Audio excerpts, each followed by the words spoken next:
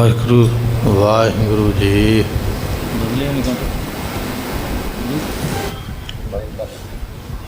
ਵਾਹਿਗੁਰੂ। ਸ਼੍ਰੀ ਗੁਰ ਸ਼ਬਦ ਕਮਾਏ ਜਿਨ, ਜੀਤੇ ਪੰਜ ਵਿਕਾਰ। ਵਾਹਿਗੁਰੂ। ਤਿਨ ਸੰਤਨ ਕੋ ਬੰਦਨਾ। ਵਾਹਿਗੁਰੂ। ਸਿਰ ਚਰਨਨ ਪਰ ਧਾਰ।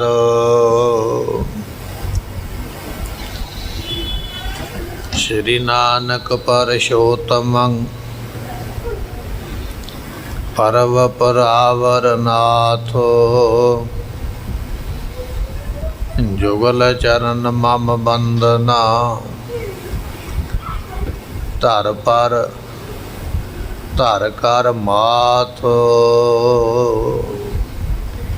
ਏਕ ਓੰਕਾਰ ਸਤਿਗੁਰੂ ਤੇ ਪ੍ਰਸਾਦ ਸਚ ਹੋਇ। ਵਾਹਿਗੁਰੂ ਜੀ ਕੀ ਫਤਿਹ। ਵਿਘਨ ਵਿਨਾਸ਼ਨ ਸੋ। ਸ੍ਰੀ ਵਾਹਿਗੁਰੂ ਜੀ ਕੀ ਫਤਿਹ।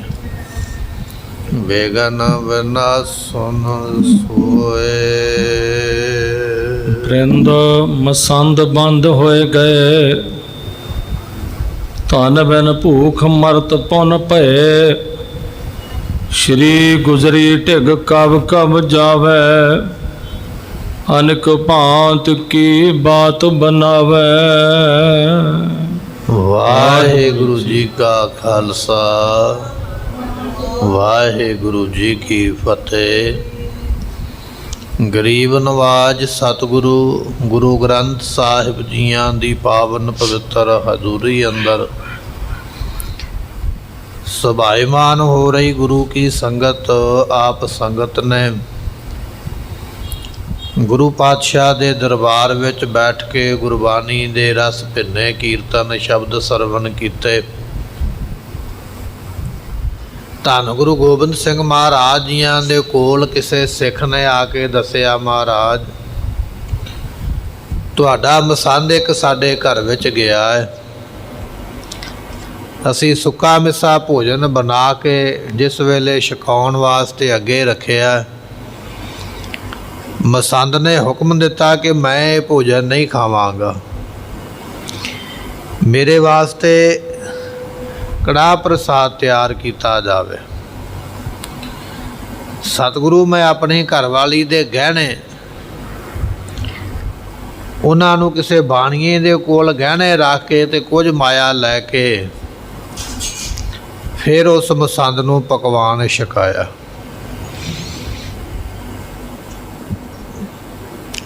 ਮਹਾਰਾਜ ਸਾਹਿਬ ਜੀ ਇਹ ਬਚਨ ਸੁਣ ਕੇ ਬੜੇ ਗੁੱਸੇ ਵਿੱਚ ਆਏ। ਕਹਿਣ ਲੱਗੇ, ਅੱਜ ਤੋਂ ਇਹ ਮਸੰਦ ਪ੍ਰਥਾ ਬੰਦ ਹੈ। ਕੋਈ ਵੀ ਮਸੰਦ ਗ੍ਰਾਹੀ ਕਰਨ ਵਾਸਤੇ ਨਹੀਂ ਜਾਏਗਾ। ਜੇ ਕੋਈ ਜਾਂਦਾ ਹੈ ਤੇ ਸੰਗਤਾਂ ਆਪੋ ਆਪਣੇ ਪਿੰਡ ਵਿੱਚ ਰੋਕ ਲਿਆ ਕਰੋ, ਨਾਲੇ ਸਜ਼ਾ ਦਿਆ ਕਰੋ, ਨਾਲੇ ਧਨ ਖੋਹ ਲਿਆ ਕਰੋ। ਜਦੋਂ ਮਹਾਰਾਜ ਦਾ ਹੁਕਮ ਹੋਇਆ ਤੇ ਮਸੰਦਾਂ ਤੇ ਬੜੀ ਵੱਡੀ ਵਿਪਤਾ ਪਈ ਹੈ। ਅੱਗੇ ਕੀ ਕਰਨਗੇ ਉਹ ਆਪਾਂ ਅੱਜ ਇਤਿਹਾਸ ਵਿੱਚ ਸਰਵਣ ਕਰਾਂਗੇ। ਆਓ ਮਿਲ ਕੇ ਆਖੀਏ ਸਤਨਾਮ ਸ੍ਰੀ ਵਾਹਿਗੁਰੂ ਸਾਹਿਬ ਜੀ। ਰਿੰਦ ਮਸੰਦ ਬੰਦ ਹੋਏ ਗਏ। ਸਤਿਗੁਰੂ ਪਾਤਸ਼ਾਹ ਮਹਾਰਾਜ ਜੀਆਂ ਦੇ ਹੁਕਮ ਦੇ ਨਾਲ ਜਿਹੜੇ ਮਸੰਦ ਇਸ ਕੰਮ ਵਿੱਚ ਲੱਗੇ ਸਨ ਉਹ ਸਾਰੇ ਬੰਦ ਹੋ ਗਏ, ਸਾਰੇ ਰੁਕ ਗਏ।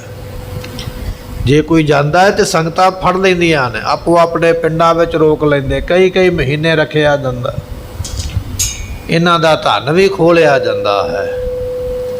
ਇਸ ਤਰ੍ਹਾਂ ਕਈ ਮਸੰਦ ਜਿਹੜੇ ਨੇ ਉਹ ਇਸ ਗੁਰਾਈ ਤੋਂ ਰੁਕ ਗਏ ਹਨ। ਧਨ ਬਿਨ ਭੂਖ ਮਰਤ ਪੁਨ ਭਏ। ਹੁਣ ਗੁਰਮੁਖੋ ਇਹਨਾਂ ਦਾ ਰੁਜ਼ਗਾਰ ਬੰਦ ਹੋ ਗਿਆ, ਇਸ ਕਰਕੇ ਬਹੁਤ ਭਾਰੀ ਗਰੀਬੀ ਵਿੱਚ ਆ ਗਏ ਹਨ। ਸ਼੍ਰੀ ਗੁਜਰੀ ਢਿਗ ਕਬ ਕਬ ਜਾਵੇ। ਹੁਣ ਮਸੰਦਾਂ ਦੇ ਕੋਲ ਗੁਰੂ ਗੋਬਿੰਦ ਸਿੰਘ ਮਹਾਰਾਜ ਜੀਆਂ ਦੇ ਅੱਗੇ ਕਹਿਣ ਨੂੰ ਕੋਈ ਸ਼ਬਦ ਨਹੀਂ ਹੈ। ਪਰ ਮਾਤਾ ਸਾਹਿਬ ਮਾਤਾ ਗੁਜਰੀ ਜੀਆਂ ਦੇ ਕੋਲ ਜਾਂਦੇ, ਜਾ ਕੇ ਸਿਫਾਰਿਸ਼ ਕਰਦੇ, ਮਾਤਾ ਜੀ ਅਸੀਂ ਇੱਕ ਬੇਨਤੀ ਲੈ ਕੇ ਆਏ ਹਾਂ, ਜਾ ਕੇ ਦੱਸਦੇ ਹਨ। ਅਨਕ ਭਾਂਤ ਕੀ ਬਾਤ ਬਣਾਵੇ। ਅਨੇਕ ਤਰੀਕਿਆਂ ਦੀਆਂ ਗੱਲਾਂ ਮਾਤਾ ਜੀ ਨੂੰ ਜਾ ਕੇ ਦੱਸਦੇ। ਮਾਤਾ ਜੀ ਗਰਾਈ ਬੰਦ ਹੋ ਗਈ ਤੇ ਇਸ ਤਰ੍ਹਾਂ ਘਾਟਾ ਪਵੇਗਾ, ਆਹ ਕੰਮ ਬੰਦ ਹੋ ਗਿਆ ਤੇ ਇਸ ਤਰ੍ਹਾਂ ਘਾਟਾ ਪਵੇਗਾ। ਕਈ ਤਰ੍ਹਾਂ ਦੀਆਂ ਗੱਲਾਂ ਬਣਾ ਕੇ ਮਾਤਾ ਜੀ ਨੂੰ ਸੁਣਾਉਂਦੇ ਹਨ। ਕਹਾਂ ਖਰਚ ਚਾਲੇ ਗੁਰ ਘਰ ਕੇ। ਮਾਤਾ ਜੀ ਇਹ ਗੁਰੂ ਘਰ ਦਾ ਖਰਚ ਕਿੱਥੋਂ ਚੱਲੇਗਾ? ਜੇ ਆਪਾਂ ਗਰਾਈ ਬੰਦ ਕਰ ਦਈਏ, ਸੰਗਤ ਕੋਲੋਂ ਪੈਸਾ ਲਈਏ ਨਾ, ਗੁਰੂ ਘਰ ਦੇ ਖਰਚੇ ਬੜੇ ਵੱਡੇ ਨੇ। ਮਹਾਰਾਜ ਨੇ ਫੌਜ ਵੀ ਰੱਖੀ ਹੈ, ਗੁਰੂ ਘਰ ਦੇ ਲੰਗਰ ਵੀ ਚੱਲਦੇ ਨੇ, ਮੁਰੰਮਤ ਵੀ ਹੁੰਦੀ ਹੈ, ਸੰਗਤ ਦੇ ਆਉਣ ਦਾ ਬਹਿਣ ਦਾ ਪ੍ਰਬੰਧ ਕਰਨਾ ਪੈਂਦਾ। ਮਾਤਾ ਸਾਹਿਬ ਜੀ ਖਰਚੇ ਬੜੇ ਵੱਡੇ ਨੇ। ਇਹ ਖਰਚੇ ਕਿਵੇਂ ਚੱਲਣਗੇ, ਕਿਵੇਂ ਕੰਮ ਤੁਰੇਗਾ ਜੇ ਆਪਾਂ ਗਰਾਈ ਬੰਦ ਕਰ ਦਿੱਤੀ ਹੈ? ਜੇ ਆਨਤ ਸੇ ਰੋਕਨ ਕਰਕੇ। ਜਿਹੜੇ ਆਉਂਦੀ ਹੈ ਗਰਾਈ ਉਹ ਸਤਿਗੁਰਾਂ ਨੇ ਰੋਕ ਦਿੱਤੀ ਹੈ। ਸੰਗਤ ਨੂੰ ਹੁਕਮ ਦਿੱਤਾ ਹੈ ਕਿ ਗੁਰੂ ਕੀ ਸੰਗਤ ਅੱਜ ਤੋਂ ਬਾਅਦ ਗਰਾਈ ਕੋਈ ਨਾ ਦੇਵੇ। ਜੇ ਕੋਈ ਗਰਾਈ ਮੰਗਣ ਵਾਸਤੇ ਆਉਂਦਾ ਉਹਨੂੰ ਪਕੜ ਲਿਆ ਜਾਵੇ। ਮਹਾਰਾਜ ਨੇ ਇਹ ਬਚਨ ਕਹਿਣ ਕਰਕੇ ਸੰਗਤ ਵਿੱਚੋਂ ਉਗਰਾਈ ਆਉਣੀ ਬੰਦ ਹੋ ਗਈ ਹੈ। ਗੁਰ ਸੁਭਾਉ ਜਾਨ ਗੁਰ ਕੇਰਾ। ਉਸ ਵੇਲੇ ਮਾਤਾ ਸਾਹਿਬ ਜੀ ਦੇ ਅੱਗੇ ਬੇਨਤੀ ਕਰਦੇ, ਮਾਤਾ ਜੀ ਸਤਿਗੁਰਾਂ ਦਾ ਸੁਭਾਅ ਬੜਾ ਗੁੱਸੇ ਵਾਲਾ ਹੈ, ਬੜਾ ਸਖਤੀ ਵਾਲਾ। ਮਹਾਰਾਜ ਦਾ ਸੁਭਾਅ ਡਾਢਾ ਜਾਣ ਕੇ, ਗੁੱਸੇ ਵਾਲਾ ਜਾਣ ਕੇ ਨਹੀਂ ਜ਼ਿਕਰ ਕਰਤੀ ਹੋਏ ਨੇਰਾ। ਅਸੀਂ ਕਦੇ ਮਹਾਰਾਜ ਨੂੰ ਆਖਿਆ ਹੀ ਨਹੀਂ। ਮਹਾਰਾਜ ਕੋਲੋਂ ਲੱਗਦਾ ਡਰ। ਮਾਤਾ ਜੀ ਤੁਹਾਡੇ ਕੋਲ ਆਏ ਆ, ਤੁਸੀਂ ਸਾਡੀ ਸਿਫਾਰਿਸ਼ ਕਰੋ। ਹੁਣ ਮਾਤਾ ਗੁਜਰੀ ਜੀ ਵੀ ਜਾਣਦੇ ਨੇ ਵੀ ਸਤਿਗੁਰੂ ਜੀ ਆਪਣੀ ਮਰਜ਼ੀ ਨਾਲ ਹੀ ਜੋ ਕਰਨਗੇ। ਮਾਤਾ ਜੀ ਵੀ ਕੋਈ ਗੱਲਬਾਤ ਅੱਗੋਂ ਕਰਦੇ ਨਹੀਂ, ਨਾ ਇਹਨਾਂ ਦੀ ਸਿਫਾਰਿਸ਼ ਕਰਦੇ, ਨਾ ਕੋਈ ਇਹਨਾਂ ਦੀ ਮਦਦ ਹੋ ਰਹੀ ਹੈ। ਤਉ ਜਾਣਤ ਸੁਤ ਕੋ ਸਮਝਾਵਨ। ਤਉ ਚਾਹਤ ਤਾਂ ਵੀ ਚਾਹੁੰਦੀ ਹੈ ਵੀ ਆਪਣੇ ਪੁੱਤਰ ਨੂੰ ਸਮਝਾਉਣਾ। ਮਾਤਾ ਜੀ ਚਾਹੁੰਦੇ ਨੇ ਵੀ ਕੋਈ ਨਾ ਕੋਈ ਗੱਲਬਾਤ ਕਰਕੇ ਸਮਝਾਇਆ ਜਾਵੇ। ਇਹ ਕਥ ਆਗੇ ਕਰਉ ਸੁਨਾਵਨ। ਇਹ ਕਥਾ ਜਿਹੜੀ ਹੈ ਇਹਨੂੰ ਅੱਗੇ ਸੁਣਾਵਾਂਗੇ। ਇਸ ਪ੍ਰਸੰਗ ਨੂੰ ਇੱਥੇ ਰੋਕਣ ਲੱਗੇ ਆ। ਮਾਤਾ ਜੀ ਗੁਰੂ ਗੋਬਿੰਦ ਸਿੰਘ ਨੂੰ ਸਮਝਾਉਣਗੇ, ਪਰ ਅਜੇ ਨਹੀਂ। ਉਹ ਕਥਾ ਜਾ ਕੇ ਅੱਗੇ ਚੱਲੇਗੀ। ਕੁਝ ਪ੍ਰਸੰਗ ਵਿੱਚ ਹੋਰ ਆਉਣਗੇ ਅਜੇ ਜ਼ਰੂਰੀ ਸੁਣਨ ਵਾਲੇ। ਉਹਨਾਂ ਪ੍ਰਸੰਗਾਂ ਤੋਂ ਬਾਅਦ ਵਿੱਚ ਜਾ ਕੇ ਫਿਰ ਮਾਤਾ ਜੀ ਕਿਵੇਂ ਸਤਿਗੁਰਾਂ ਨੂੰ ਸਮਝਾਉਂਦੇ ਨੇ ਉਹ ਬਚਨ ਆਪਾਂ ਸਰਵਣ ਕਰਾਂਗੇ। ਜੇ ਸਿੱਖ ਹੁਕਮ ਮੰਨ ਚਲਿਆ ਏ। ਜਿਹੜੇ ਗੁਰੂ ਕੇ ਸਿੱਖ ਬਚਨ ਮੰਨ ਲਿਆ।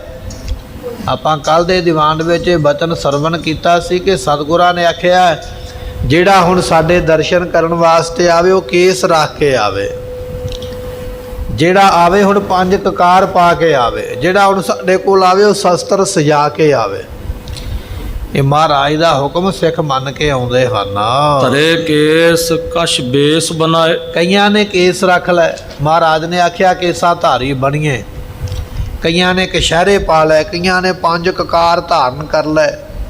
ਹੌਲੀ ਹੌਲੀ ਸਿੱਖੀ ਵਾਲੇ ਪਾਸੇ ਵਧਦੇ ਪਏ, ਉਸ ਪਾਸੇ ਨੂੰ ਵਧੇ ਹਨ। ਖੰਡੇ ਕੀ ਪਾਹੁਲ ਤਨ ਲੀਨੀ। ਤੇ ਸਤਿਗੁਰੂ ਪਾਤਸ਼ਾਹ ਜੀਆਂ ਦੇ ਕੋਲ ਆ ਕੇ ਖੰਡੇ ਬਾਟੇ ਦੀ ਪਾਹੁਲ ਜਿਹੜੀ ਹੈ, ਖੰਡੇ ਬਾਟੇ ਦਾ ਅੰਮ੍ਰਿਤ ਸੰਗਤਾਂ ਹੁਣ ਆਉਂਦੀਆਂ ਤੇ ਮਹਾਰਾਜ ਕੋਲੋਂ ਛਕਦੀਆਂ ਹਨ। ਆਯੁਧ ਅੰਗਨ ਮੈਂ ਧਰ ਲੀਨੀ। ਤੇ ਸ਼ਾਸਤਰ ਜਿਹੜੇ ਸਜਾ ਲੈ। ਮਹਾਰਾਜ ਦਾ ਹੁਕਮ ਹੈ ਵੀ ਸ਼ਾਸਤਰ ਧਾਰੀ ਹੋਣਾ।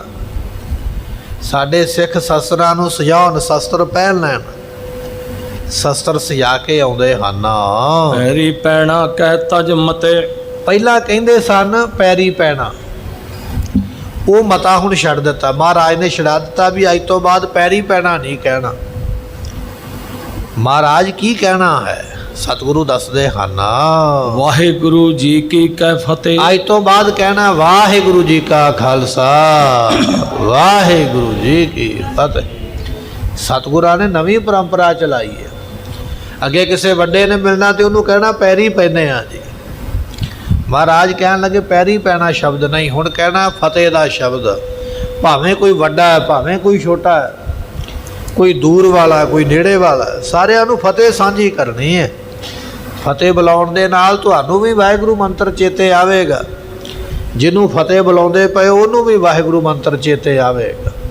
ਇਸ ਕਰਕੇ ਸਾਰਿਆਂ ਨੂੰ ਫਤਿਹ ਬੁਲਾਉਣੀ ਹੈ। ਜਾਤ ਪਾਤ ਤੇ ਭਏ ਨਿਰਾਲੇ, ਸਤਿਗੁਰੂ ਪਾਤਸ਼ਾਹ ਨੇ ਆਪਣੇ ਖਾਲਸੇ ਨੂੰ ਜਾਤ ਤੋਂ, ਪਾਤ ਤੋਂ, ਗੋਤ ਤੋਂ ਨਿਰਾਲਾ ਕੀਤਾ, ਵੱਖਰਾ ਕਰ ਦਿੱਤਾ, ਜਾਤ ਪਾਤ ਤੋਂ ਬਾਹਰੀ ਕਰ ਦਿੱਤਾ ਹੈ। ਰਾਜਨ ਹਮ ਹੰਕਾਰ ਵਿਸਾਲੇ, ਤੇ ਸਤਿਗੁਰੂ ਪਾਤਸ਼ਾਹ ਮਹਾਰਾਜ ਦੀਆਂ ਨੇ ਰਾਜਿਆਂ ਦੇ ਵਰਗਾ ਜੀਵਨ ਬਣ ਗਿਆ। ਮਹਾਰਾਜ ਦੇ ਬਚਨ ਸਨ, ਇਹਨ ਗਰੀਬ ਸਿੱਖਣ ਕੋ ਦਿਓ ਪਾਤਸ਼ਾਹੀ, ਅੰਮ੍ਰਿਤ ਛਕਾ ਕੇ ਜਾਤ ਪਾਤ ਗੋਤ ਵਰਨ ਸਭ ਕੁਝ ਖਤਮ ਕਰਕੇ ਸ਼ਸਤਰ ਸਜਾ ਕੇ ਆਪਣੇ ਵਰਗੇ ਬਣਾ ਲਿਆ। ਹੁਣ ਗੁਰੂ ਕੇ ਸਿੱਖ ਇਸ ਤਰ੍ਹਾਂ ਮਹਿਸੂਸ ਕਰਦੇ ਨੇ ਜਿਵੇਂ ਰਾਜੇ ਹੋਣ, ਰਾਜਿਆਂ ਵਰਗਾ ਮਾਣ ਸਨਮਾਨ, ਰਾਜਿਆਂ ਵਰਗੀ ਇੱਜ਼ਤ, ਰਾਜਿਆਂ ਵਰਗੀ ਸ਼ਾਨ ਮਹਾਰਾਜ ਦਾ ਅੰਮ੍ਰਿਤ ਛਕਣ ਕਰਕੇ ਪ੍ਰਾਪਤ ਹੋਈ ਹੈ। ਜਹ ਕਹਿ ਬਿਸਤਰਿਓ ਸੁਬਰਤਾਂਤਾ, ਜਿੱਥੇ ਕਿਥੇ ਵੀ ਮਹਾਰਾਜ ਜੀਆਂ ਦਾ ਸ੍ਰੇਸ਼ਟ ਜਸ ਫੈਲ ਗਿਆ, ਦੂਰ ਕੇ ਨੇੜੇ ਸਾਰਿਆਂ ਥਾਵਾਂ ਤੇ ਬੜਾ ਭਾਰੀ ਜਸ, ਬੜੀ ਵੱਡੀ ਸੋਭਾ ਗੁਰੂ ਦੀ ਔਰ ਗੁਰੂ ਖਾਲਸੇ ਦੀ ਫੈਲੀ ਹੈ, ਬੜੀ ਸੋਭਾ ਦੇ ਸਹਿਤ ਹੋਏ ਹਨ। ਭਇਓ ਖਾਲਸਾ ਜਗ ਬਖਿਆਤਾ, ਇਸ ਤਰ੍ਹਾਂ ਗੁਰੂ ਕਾ ਖਾਲਸਾ ਪ੍ਰਗਟ ਹੋਇਆ। 1699 ਦੀ ਵਿਸਾਖੀ ਅਨੰਦਪੁਰ ਸਾਹਿਬ ਦੀ ਧਰਤੀ ਤੇ ਪੰਜਾਂ ਸਿੰਘਾਂ ਦੇ ਸੀਸ ਪ੍ਰਵਾਨ ਕਰਕੇ ਅੰਮ੍ਰਿਤ ਦੀ ਦਾਤ ਦੇ ਕੇ ਮਹਾਰਾਜ ਨੇ ਖਾਲਸਾ ਪ੍ਰਗਟ ਕੀਤਾ। ਇਸ ਤਰ੍ਹਾਂ ਗੁਰੂ ਖਾਲਸੇ ਨੂੰ ਪ੍ਰਗਟ ਹੋਇਆ ਇਹ ਸਾਰੇ ਪ੍ਰਸੰਗ ਆਪਾਂ ਸਰਵਣ ਕੀਤੇ ਹਨ। ਤਿੰਨ ਪ੍ਰਤ ਵਧਨ ਲਗਿਓ ਜਿਵੇਂ ਚੰਦ, ਤੇ ਸਤਿਗੁਰਾਂ ਦੇ ਖਾਲਸੇ ਦਾ ਜਸ ਦਿਨਾਂ ਪ੍ਰਤੀ ਦਿਨ ਵੱਧਦਾ ਹੈ, ਜਿਵੇਂ ਚੰਦਰਮਾ ਮੱਸਿਆ ਦੀ ਰਾਤ ਤੋਂ ਵਧਣਾ ਸ਼ੁਰੂ ਹੁੰਦਾ ਨਾ, ਗੁਰੂ ਖਾਲਸੇ ਦਾ ਜਸ ਇਸ ਤਰ੍ਹਾਂ ਰੋਜ਼ ਦਾ ਰੋਜ਼ ਵੱਧਦਾ, ਰੋਜ਼ ਦੀ ਰੋਜ਼ ਸ਼ੋਭਾ ਵੱਧਦੀ ਹੈ। ਜਗ ਮੈਂ ਮਤ ਹੋਏ ਉੱਡ ਬਰਿੰਦ, ਕਹਿਣ ਲੱਗੇ ਸੰਸਾਰ ਦੇ ਵਿੱਚ ਜਿਹੜੇ ਕਈ ਮਤ ਨੇ ਉਹ ਤੇ ਇਸ ਤਰ੍ਹਾਂ ਸਮਝ ਲਵੋ ਵੀ ਜਿਵੇਂ ਤਾਰੇ ਨੇ, ਚੰਦਰਮਾ ਦਾ ਪ੍ਰਕਾਸ਼ ਜਿਵੇਂ ਜ਼ਿਆਦਾ ਹੋਵੇਗਾ ਤਾਰੇ ਉਹਨੇ ਮੱਧਮ ਪੈ ਜਾਣਗੇ, ਖਤਮ ਹੋ ਜਾਣਗੇ। ਗੁਰੂ ਖਾਲਸੇ ਦਾ ਪ੍ਰਤਾਪ ਦਿਨੋਂ ਦਿਨ ਵੱਧਦਾ ਪਿਆ। ਹੋਰ ਧਰਮ ਤੇ ਜਿਹੜੇ ਪਖੰਡੀ ਨੇ ਉਹਨਾਂ ਦਾ ਪ੍ਰਤਾਪ ਘਟਦਾ ਪਿਆ, ਖਤਮ ਹੁੰਦਾ ਪਿਆ ਹੈ। ਇਸ ਕੋ ਬਦਨ ਔਰ ਹੰਕਾਰੀ, ਸੋ ਕਹਿਣ ਲੱਗੇ ਗੁਰੂ ਕਾ ਖਾਲਸਾ ਹੁਣ ਕਿਸੇ ਨੂੰ ਆਪਣੇ ਬਰਾਬਰ ਸਮਝਦਾ ਨਹੀਂ ਸਭ ਹੈ। ਕੋ ਤਰਕ ਕਰੈ ਮਤ ਭਾਰੀ, ਇਹ ਸਾਰਿਆਂ ਦੇ ਮਤ ਦੇ ਉੱਪਰ ਹੁਣ ਤਰਕ ਕੀਤੀ ਜਾਂਦੀ ਹੈ। ਜੋ ਹਿਰਦੇ ਵਿੱਚ ਹੰਕਾਰੀ ਤੇ ਸਭ ਤਰਕ ਕਰਦੇ ਸਨ, ਤਿੰਨਾਂ ਭਾਰੀ ਮਤਾਂ ਨੂੰ ਖਾਲਸੇ ਨੇ ਹੁਣ ਕੁਝ ਨਹੀਂ ਜਾਣਿਆ। ਜਿਹੜੇ ਕਹਿੰਦੇ ਸਨ ਕਿ ਮੈਂ ਸੰਨਿਆਸੀ ਹਾਂ, ਮੈਂ ਜੈਨੀ ਹਾਂ, ਮੈਂ ਬ੍ਰਾਹਮਣ ਹਾਂ, ਮੈਂ ਬ੍ਰਹਮਚਾਰੀ ਹਾਂ, ਖਾਲਸੇ ਨੂੰ ਏਡੀ ਵੱਡੀ ਪਦਵੀ ਬਖਸ਼ੀ ਹੈ। ਹੁਣ ਬ੍ਰਹਮਚਾਰੀ, ਸੰਨਿਆਸੀ, ਬਾਨਪ੍ਰਸਤੀ, ਜੋਗੀ ਸਾਰੇ ਆਪਣੇ ਤੋਂ ਨੀਵੇਂ ਲੱਗਦੇ, ਥੱਲੇ ਲੱਗਦੇ। ਖਾਲਸਾ ਇਸ ਵੇਲੇ ਕਿਸੇ ਨੂੰ ਕੁਝ ਜਾਣਦਾ ਨਹੀਂ ਹੈ। ਸੋਚ ਸੰਜਮ ਨਿਤਨ ਰਹਿਤ ਨਿਰਾਲੀ, ਤੇ ਗੁਰੂ ਪਾਤਸ਼ਾਹ ਦੇ ਸਿੱਖਾਂ ਦੀ ਸੋਚ ਬੜੀ ਵਧੀਆ ਹੈ। ਸੁਚਮ ਦੇ ਨਾਲ ਭੋਜਨ ਬਣਾਉਂਦੇ, ਸੁਚਮ ਦੇ ਨਾਲ ਭੋਜਨ ਛਕਦੇ, ਤੇ ਸੰਜਮ ਤੋਂ ਭਾਵ ਇੰਦਰੀਆਂ ਦਾ ਦਮਨ ਕਰਦੇ, ਇੰਦਰੀਆਂ ਨੂੰ ਰੋਕਦੇ ਵਿਕਾਰਾਂ ਦੇ ਵੱਲੋਂ, ਸੋਚ ਤੇ ਸੰਜਮ ਰੱਖਦੇ। ਐਸੀ ਭਾਰੀ ਰਹਿਤ ਹੈ। ਗੁਰਸਿੱਖੀ ਕੇ ਬਹੁ ਪ੍ਰਤਿਪਾਲੀ, ਗੁਰੂ ਕੇ ਸਿੱਖ ਹੁਣ ਗੁਰੂ ਕੀ ਸਿੱਖੀ ਨੂੰ ਪਾਲਣ ਵਿੱਚ ਲੱਗ ਗਏ ਹਨ। ਇੱਕ ਅਕਾਲ ਅਕਾਲ ਕਹਮ ਤੇ, ਬਸ ਇੱਕੋ ਮੁਖੋਂ ਸ਼ਬਦ ਨਿਕਲਦਾ, ਅਕਾਲ ਜੀ, ਅਕਾਲ ਜੀ, ਗੁਰਬਾਰੇ ਅਕਾਲ, ਐਸੇ ਬਚਨ ਮੁਖੋਂ ਨਿਕਲਦੇ ਨੇ। ਖਾਲਸਾ ਅਕਾਲ ਪੁਰਖ ਦਾ ਹੋਇਆ ਤੇ ਖਾਲਸੇ ਦੇ ਮੁਖੋਂ ਅਕਾਲ ਪੁਰਖ ਦਾ ਹੀ ਨਾਮ ਨਿਕਲਦਾ ਹੈ। ਆਂਖ ਤਰੇ ਨਹਿ ਅਪਰ ਰਖੰਤੇ, ਕਿਸੇ ਨੂੰ ਆਪਣੇ ਬਰਾਬਰ ਨਹੀਂ ਸਮਝਦੇ। ਗੁਰੂ ਖਾਲਸੇ ਨੂੰ ਮਹਾਰਾਜ ਨੇ ਇੰਨਾ ਉੱਚਾ ਬਣਾਇਆ, ਇੰਨਾ ਵੱਡਾ ਬਣਾਇਆ ਹੈ। ਅੱਜ ਗੁਰੂ ਖਾਲਸੇ ਦੇ ਬਰਾਬਰ ਕੋਈ ਨਹੀਂ, ਸਾਰੇ ਨੀਵੇਂ ਨਿੱਕੇ ਨੇ। ਗੁਰੂ ਕਾ ਖਾਲਸਾ ਐਸੇ ਜਸ ਵਾਲਾ ਹੈ। ਦਿੱਲੀ ਆਦਿਕਪੁਰ ਜੇ ਸੰਗਤ, ਦਿੱਲੀ ਹੋਰ ਜਿਹੜੇ ਸ਼ਹਿਰ ਨੇ ਜਿਨ੍ਹਾਂ ਵੱਡਿਆਂ ਸ਼ਹਿਰਾਂ ਦੀ ਸੰਗਤ ਹੈ, ਚਹਿਤ ਬੈਠਵੇ ਜਾਤੀ ਪੰਗਤ, ਹੁਣ ਉਹ ਸਾਰੇ ਜਾਣੇ ਚਾਹੁੰਦੇ ਨੇ ਪੰਗਤ ਵਿੱਚ ਆ ਕੇ ਬੈਠਣਾ। ਤਿਨ ਕੋ ਗੁਰੂ ਥਾਨ ਨਹਿ ਪਾਏ, ਉਹਨਾਂ ਨੂੰ ਗੁਰੂ ਦਾ ਥਾਂ ਚੰਗਾ ਨਹੀਂ ਲੱਗਦਾ। ਹੁਣ ਦਿੱਲੀ ਜਾਂ ਵੱਡੇ ਸ਼ਹਿਰ ਨੇ, ਉੱਥੇ ਕੁਝ ਲੋਕ ਅਮੀਰ ਘਰਾਣੇ ਨੇ, ਉੱਚੀ ਜਾਤ ਵਾਲੇ, ਉਹਨਾਂ ਨੂੰ ਇਹ ਗੁਰੂ ਦੀ ਗੱਲ ਚੰਗੀ ਨਹੀਂ ਲੱਗੀ ਵੀ ਮਹਾਰਾਜ ਨੇ ਅੰਮ੍ਰਿਤ ਛਕਾਤਾ ਤੇ ਸਾਰਿਆਂ ਨੂੰ ਇੱਕ ਪੰਗਤ 'ਚ ਬਿਠਾਤਾ।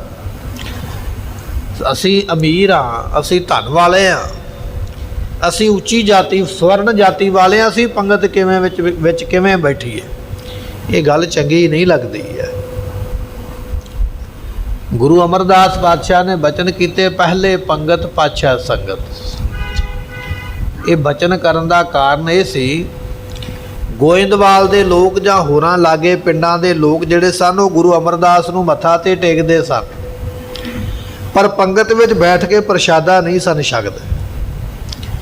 ਸੇਵਾਦਾਰਾਂ ਨੇ ਪੁੱਛਣਾ, ਕਿਉਂ ਪ੍ਰਸ਼ਾਦਾ ਕਿਉਂ ਨਹੀਂ ਛਕਦੇ ਭਾਈ? ਉਹਨਾਂ ਕਹਿਣਾ ਵੀ ਪੰਗਤ ਵਿੱਚ ਨੀਵੀਂ ਜਾਤ ਵਾਲੇ ਲੋਕ ਬੈਠੇ ਨੇ, ਅਸੀਂ ਇਹਨਾਂ ਦੇ ਬਰਾਬਰ ਨਹੀਂ ਖਾ ਸਕਦੇ, ਅਸੀਂ ਉੱਚੇ ਹਾਂ। ਜਦੋਂ ਇਹ ਗੱਲ ਮਹਾਰਾਜ ਨੂੰ ਪਤਾ ਲੱਗੀ ਤੇ ਸਤਿਗੁਰਾਂ ਨੇ ਜਾਣਿਆ ਵੀ ਇਹਨਾਂ ਦਾ ਤੇ ਗੁਰੂ ਨੂੰ ਮੱਥਾ ਟੇਕਣ ਦਾ ਵੀ ਕੋਈ ਲਾਭ ਨਹੀਂ। ਜਿਨ੍ਹਾਂ ਦੇ ਮਨ ਵਿੱਚੋਂ ਜਾਤ ਪਾਤ ਦਾ ਹੰਕਾਰ ਨਹੀਂ ਗਿਆ, ਇਹਨਾਂ ਦੇ ਫਿਰ ਨਮਸਕਾਰ ਕਰਨ ਦਾ ਕੀ ਲਾਭ ਹੈ? ਫਿਰ ਮਹਾਰਾਜ ਨੇ ਆਪਣਾ ਜਿਹੜਾ ਦਰਵਾਜ਼ਾ ਸੀ ਨਾ ਆਪਣੇ ਤੱਕ ਆਉਣ ਵਾਲਾ, ਉਹ ਲੰਗਰ ਦੇ ਵਿੱਚ ਨਹੀਂ ਰੱਖਿਆ। ਪਹਿਲਾਂ ਤੁਹਾਨੂੰ ਲੰਗਰ ਵਿੱਚ ਹੀ ਆਉਣਾ ਪਵੇਗਾ, ਪਹਿਲਾਂ ਲੰਗਰ ਵਿੱਚ ਪ੍ਰਸ਼ਾਦਾ ਛਕਣਾ ਪਵੇਗਾ। ਜੇ ਪ੍ਰਸ਼ਾਦਾ ਛਕੋਗੇ ਤੇ ਗੁਰੂ ਅਮਰਦਾਸ ਪਾਤਸ਼ਾਹ ਦੇ ਦਰਸ਼ਨ ਹੋਣਗੇ, ਜੇ ਪ੍ਰਸ਼ਾਦਾ ਨਹੀਂ ਛਕੋਗੇ ਤੇ ਉੱਥੋਂ ਹੀ ਵਾਪਸ ਮੁੜ ਜਾਓ, ਤੁਹਾਨੂੰ ਸਾਡੇ ਦਰਸ਼ਨ ਵੀ ਨਹੀਂ ਹੋਣਗੇ। ਤੁਸੀਂ ਗੋਇੰਦਵਾਲ ਜਾਂਦੇ ਹੋ, ਉੱਥੇ ਬਚਨ ਹੈ ਮਹਾਰਾਜ ਦਾ, ਪਹਿਲੇ ਪੰਗਤ ਪਾਤਸ਼ਾਹ ਸੰਗਤ। ਪਹਿਲਾਂ ਪੰਗਤ ਤਾਂ ਹੈ ਵੀ ਜਾਤ ਪਾਤ ਦੇ ਭੇਦ ਨੂੰ ਖਤਮ ਕਰੋ, ਊਚ ਨੀਚ ਦੇ, ਫਿਰ ਗੁਰੂ ਨੂੰ ਆ ਕੇ ਮੰਨੋ। ਤੇ ਜੇ ਗੁਰੂ ਨੂੰ ਮੰਨਣਾ, ਗੁਰੂ ਦਾ ਬਚਨ ਨਹੀਂ ਮੰਨਣਾ ਤੇ ਫਿਰ ਲਾਭ ਨਹੀਂ ਹੋਵੇਗਾ। ਔਰ ਇਹ ਗੁਰੂ ਦਾ ਬਚਨ ਇਕੱਲੇ ਸਿੱਖਾਂ ਵਾਸਤੇ ਨਹੀਂ, ਸਾਰਿਆਂ ਵਾਸਤੇ ਹੀ ਹੈ, ਭਾਵੇਂ ਕੋਈ ਅਮੀਰ ਹੋਵੇ ਭਾਵੇਂ ਕੋਈ ਗਰੀਬ ਹੋਵੇ। ਤੇ ਗੁਰਮੁਖੋ ਹਿੰਦੁਸਤਾਨ ਦਾ ਬਾਦਸ਼ਾਹ ਆਇਆ ਨਾ ਅਕਬਰ ਮਹਾਰਾਜ ਦੇ ਦਰਸ਼ਨ ਕਰਨ ਵਾਸਤੇ, ਅਕਬਰ ਦੇ ਵਾਸਤੇ ਵੀ ਇਹੋ ਹੀ ਕਾਨੂੰਨ ਹੈ, ਪਹਿਲਾਂ ਲੰਗਰ ਵਿੱਚੋਂ ਪ੍ਰਸ਼ਾਦਾ ਛਕੇਗਾ, ਦਰਸ਼ਨ ਤਾਂ ਹੋਣਗੇ। ਕਿਸੇ ਵਾਸਤੇ ਪਰੰਪਰਾ ਨਹੀਂ ਬਦਲੀ ਜਾ ਸਕਦੀ, ਮਰਿਆਦਾ ਨਹੀਂ ਬਦਲੀ ਜਾ ਸਕਦੀ। ਅੱਜ ਆਪਾਂ ਬਦਲ ਦਿੰਦੇ ਹਾਂ ਵੀ ਇਹਨੂੰ 4 ਬੰਦੇ ਜਾਣਦੇ, ਚਲੋ ਇਹਦੇ ਵਾਸਤੇ ਜੋ ਹੁੰਦਾ ਕਰੀਏ। ਮਹਾਰਾਜ ਦੇ ਸਮੇਂ ਨਹੀਂ। ਬਾਦਸ਼ਾਹ ਅਕਬਰ ਆਇਆ, ਸੇਵਾਦਾਰਾਂ ਨੇ ਦੱਸਿਆ, ਕਹਿਣ ਲੱਗੇ ਬਾਦਸ਼ਾਹ ਗੁਰੂ ਅਮਰਦਾਸ ਪਾਤਸ਼ਾਹ ਦੇ ਦਰਸ਼ਨ ਕਰਨੇ ਨੇ, ਪਹਿਲਾਂ ਲੰਗਰ ਵਿੱਚ ਬੈਠ ਕੇ ਪ੍ਰਸ਼ਾਦਾ ਛਕਣਾ ਪਵੇਗਾ। ਹੁਣ ਗੁਰਮੁਖੋ ਅਕਬਰ ਤੋਂ ਬੰਦਾ ਕਿਹੜਾ ਜ਼ਿਆਦਾ ਅਮੀਰ ਹੋ ਸਕਦਾ? ਜਿਹੜਾ ਹਿੰਦੁਸਤਾਨ ਦਾ ਮਾਲਕ ਹੈ। ਉਸ ਅਮੀਰ ਆਦਮੀ ਨੂੰ, ਸ਼ਕਤੀਸ਼ਾਲੀ ਆਦਮੀ ਨੂੰ, ਰਾਜੇ ਨੂੰ ਵੀ ਪੰਗਤ ਵਿੱਚ ਬੈਠ ਕੇ ਪ੍ਰਸ਼ਾਦਾ ਛਕਿਆ। ਉਹਨੇ ਆਪਣੇ ਮੂੰਹ ਆਖਿਆ, ਕਹਿਣ ਲੱਗਾ ਜਦੋਂ ਮੈਂ ਪਹਿਲੀ ਗਰਾਹੀ ਤੋੜ ਕੇ, ਬੁਰਕੀ ਤੋੜ ਕੇ ਮੂੰਹ ਵਿੱਚ ਪਾਈ ਨਾ, ਮੈਨੂੰ ਇੰਨਾ ਸਵਾਦ, ਇੰਨਾ ਰਸ ਆਇਆ ਜਿਹੜਾ ਰਸ ਅਜੇ ਤੱਕ ਮੈਨੂੰ ਸ਼ਾਹੀ ਮਹਿਲਾਂ ਦੇ ਪਕਵਾਨ ਖਾ ਕੇ ਨਹੀਂ ਆਇਆ, ਕਈ ਤਰ੍ਹਾਂ ਦੇ ਭੋਜਨ ਖਾ ਕੇ ਮੈਨੂੰ ਨਹੀਂ ਆਇਆ ਸਵਾਦ, ਜਿਹੜਾ ਆਨੰਦ ਮੈਨੂੰ ਇੱਥੋਂ ਲੰਗਰ ਵਿੱਚੋਂ ਆਇਆ। ਬਾਦਸ਼ਾਹ ਅਕਬਰ ਨੂੰ ਵੀ ਲੰਗਰ ਵਿੱਚ ਪ੍ਰਸ਼ਾਦਾ ਛਕਣਾ ਪਿਆ। ਫਿਰ ਗੁਰੂ ਅਮਰਦਾਸ ਪਾਤਸ਼ਾਹ ਨੇ ਦਰਸ਼ਨ ਦਿੱਤੇ। ਉਹ ਮਹਾਰਾਜ ਦਾ ਭਾਵ ਇਹ ਸੀ ਵੀ ਪਹਿਲਾਂ ਆਪਣੇ ਮਨ ਵਿੱਚੋਂ ਤੇ ਬਦਲੋ ਨਾ, ਹੰਕਾਰ ਨੂੰ ਦੂਰ ਕਰੋ, ਜਾਤ ਪਾਤ ਨੂੰ ਦੂਰ ਕਰੋ, ਸਾਰਿਆਂ ਨੂੰ ਬਰਾਬਰ ਜਾਣੋ, ਫਿਰ ਦਰਸ਼ਨਾਂ ਦਾ ਲਾਭ ਹੈ। ਤੇ ਜੇ ਤੁਸੀਂ ਉਹੀ ਕੋੜ ਰੱਖ ਛੱਡਿਆ ਮਨ ਦੇ ਵਿੱਚ, ਈਰਖਾ ਉਹੀ ਹੈ, ਹੰਕਾਰ ਉਹੀ ਹੈ, ਫਿਰ ਦਰਸ਼ਨਾਂ ਦਾ ਕੀ ਲਾਭ ਹੈ? ਇੱਥੇ ਸਤਿਗੁਰਾਂ ਨੇ ਵੀ ਬਚਨ ਕਹਿ ਦਿੱਤਾ, 10ਵੇਂ ਪਾਤਸ਼ਾਹ ਨੇ ਵੀ ਅੱਜ ਤੋਂ ਸਾਰੇ ਅੰਮ੍ਰਿਤਧਾਰੀ ਇੱਕੋ ਜਾਤ ਗੋਤ ਦੇ, ਸਾਰਿਆਂ ਦੀ ਇਕੱਠੀ ਪੰਗਤ ਸੰਗਤ ਹੈ।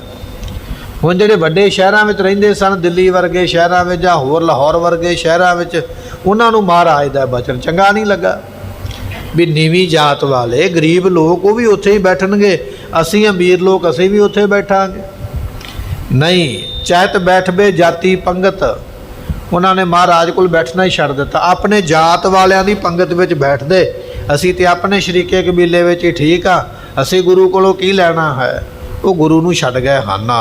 ਤਿਨ ਕੋ ਗੁਰੂ ਥਾਨ ਨਹਿ ਭਾਏ, ਉਹਨਾਂ ਨੂੰ ਗੁਰੂ ਦਾ ਥਾਨ ਅੱਜ ਚੰਗਾ ਨਹੀਂ ਲੱਗਦਾ, ਗੁਰੂ ਦੀ ਸੰਗਤ ਚੰਗੀ ਨਹੀਂ ਲੱਗਦੀ, ਉਹਨਾਂ ਨੂੰ ਗੁਰੂ ਕਾ ਲੰਗਰ ਚੰਗਾ ਨਹੀਂ ਲੱਗਾ, ਉਹਨਾਂ ਨੂੰ ਗੁਰੂ ਕੇ ਬਚਨ ਚੰਗੇ ਨਹੀਂ ਲੱਗੇ ਹਨ। ਤਜੀ ਨਾ ਜਗਤ ਝੂਠ ਦੁੱਖ ਪਾਏ। ਦੂਜੀ ਗੱਲ ਇਹ ਹੈ ਵੀ ਮਹਾਰਾਜ ਨੇ ਆਖਿਆ ਸੀ ਸਾਡਾ ਸਿੱਖ ਤੰਬਾਕੂ ਨਾ ਖਾਵੇ ਜਾਂ ਹੁੱਕਾ ਨਾ ਪੀਏ। ਹੁਣ ਜਿਹੜੇ ਲੋਕ ਹੁੱਕੇ ਤੇ ਲੱਗੇ ਸਨ, ਤੰਬਾਕੂ ਤੇ ਲੱਗੇ, ਉਹ ਕਹਿੰਦੇ ਵੀ ਅਸੀਂ ਕਿਵੇਂ ਛੱਡ ਸਕਦੇ ਹਾਂ?